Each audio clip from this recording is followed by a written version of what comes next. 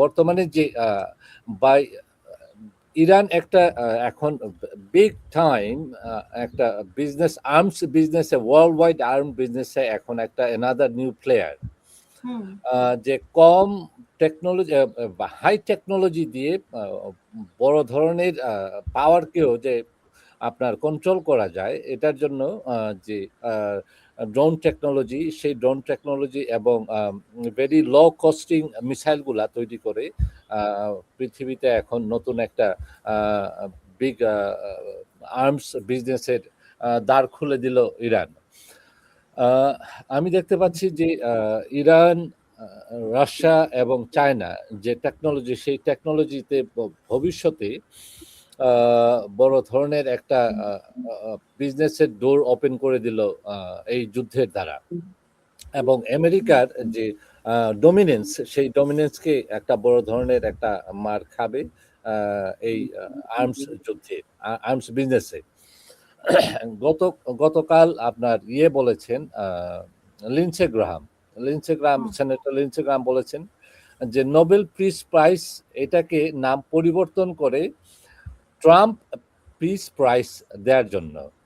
তো এই ধরনের আমার মনে হয় উনি তো কখনো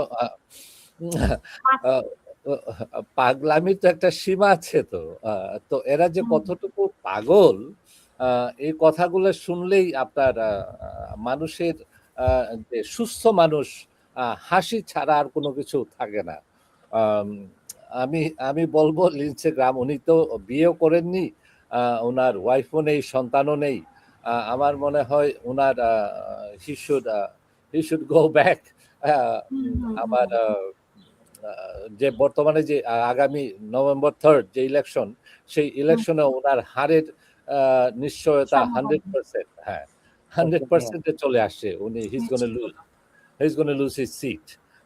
তো এখন যত ধরনের পাগলামি করা যায় সেই পাগলামির আপনার চূড়ান্ত সীমায় চলে আসছে। এখন উনি ট্রাম্প পিস প্রাইজ করতে চাচ্ছেন instead of Nobel peace prize. ইসরায়েলকে কালো তালিকাভুক্ত করলো জাতিসংঘ, কিভাবে, কেন?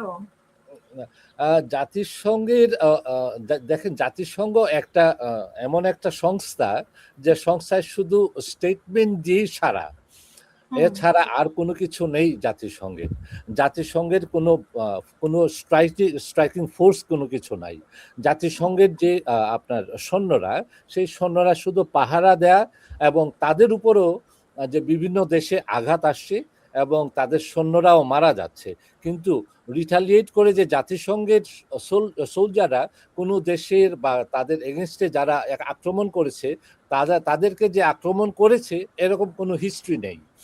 তো এগুলা হলো যে আপনার কি বলবো, নাইট গার্ডের দায়িত্বে থাকা একটা ফোর্স, যে ফোর্সের কোনো আপনার স্ট্রাইকিং ফোর্সের ক্ষমতা নেই। জাতিসংঘ একটা আমার মনে হয় যে 1948 সেই জাতিসংঘের আমরা 100 বছর পরে আমার মনে হয় যে এই সংস্থাটাও বিলুপ্তি ঘটবে।